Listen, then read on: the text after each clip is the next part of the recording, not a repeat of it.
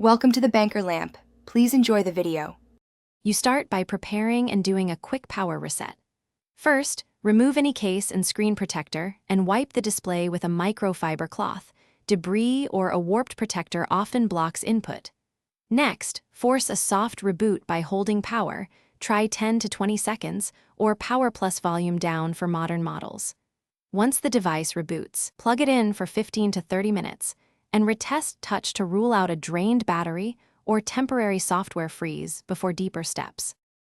Once basic resets failed, move into boot modes and software fixes. Boot into safe mode to determine if a downloaded app is blocking touch. If touch works, uninstall recent apps. If not, boot recovery and wipe the cache partition to remove system temp files causing input lag. This does not erase personal data.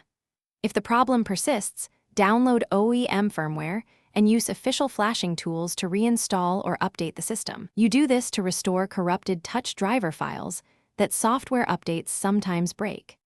Finish with targeted hardware checks and one key troubleshooting tip.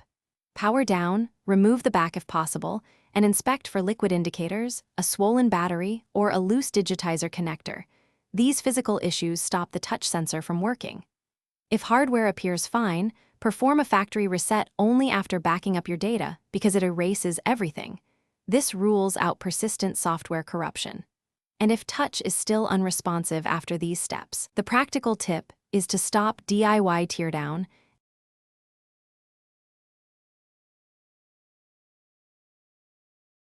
Thanks for watching. If this was helpful, leave a like and consider subscribing. See you next time.